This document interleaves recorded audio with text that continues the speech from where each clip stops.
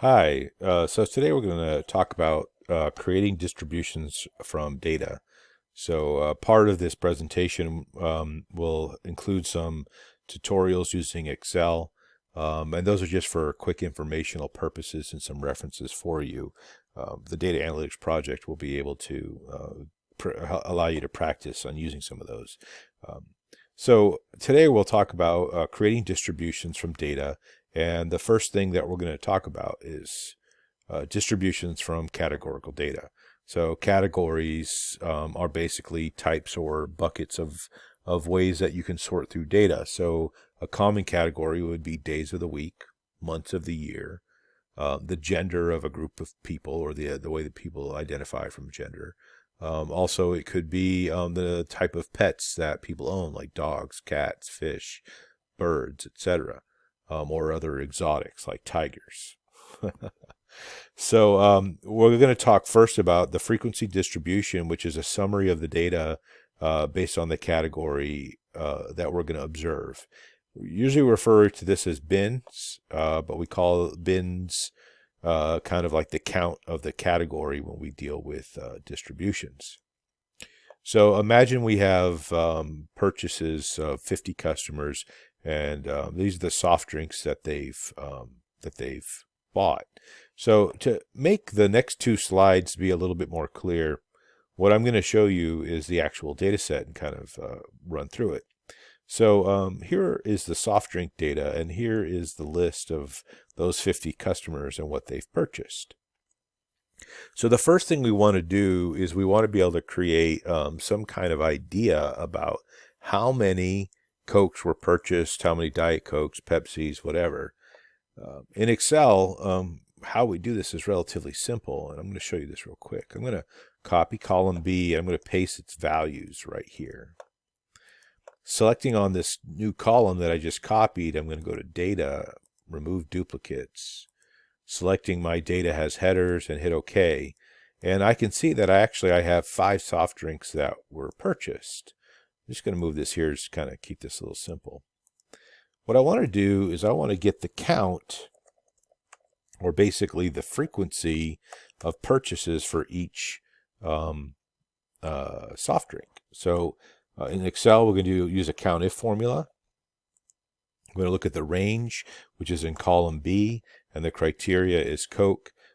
So now we hit that value and then copy that formula. So now what we see is that Coke was the most frequently purchased soft drink. The second was Pepsi. So this is the frequency of that data. What I'm going to do is I'm going to sort this from highest to lowest, and I'm going to add a little conditional formatting so we can kind of see how this looks from a distribution standpoint. Okay, so let's go back to our PowerPoint slide here, and let's kind of see where that places us. So there's our data set, and here was the distribution that I just showed you how to capture real quickly using Excel. And you can see, as I mentioned, Coke was the most frequent, and Pepsi was the second most frequent. And of course, I added the distribution, the conditional formatting, so you can kind of see the distribution a little better, and sorted it as well. So this is a good summary of each category of data, right? And when we get into data visualization, we'll see why sorting them and adding the data bars actually helps us out a little bit. So here you can see that little Excel formula, which I've just demonstrated for you. All right. Well, now we want to get into an additional concept of relative frequency and percent frequency. Relative frequency is that tabular summary, and then percent frequency is a percentage value. And then this allows us to be able to kind of talk about estimates that things might be if there was different types of random values in our data set. So let me show you how we can deal with this based on the data set that I've shown you already. So first of all, we know that we have a total of 50 items here, right? And actually, I want to clear rules from the selected cell. There we go. So the relative frequency is equal to the total number of items found in that data set divided by the sum of everything. Okay, and I'm going to make that sum value an absolute reference. So you can see there's 0.38. 0.38 is the relative frequency for Coke. 0.26 is the relative frequency for Pepsi. 1.6 and 0.1, 0.1. And these typically are considered to be probability functions. But then we also have this relative frequency percent, which is nothing more than this value of the relative frequency times 100%. And of course, my percentage, there we go. And I always like to at least have a decimal if needed. Don't need to have one there, so we're good to go. All right. So that's what relative frequency is and frequency percentage. And this kind of gives us an idea about the makeup of our distribution. So here we can say that 38% of our software purchases are Coca-Cola, right? And then, of course, if we want to know what Pepsi-Cola makes up of our distribution, we can say that even though there are 13 purchases, it was still 26%.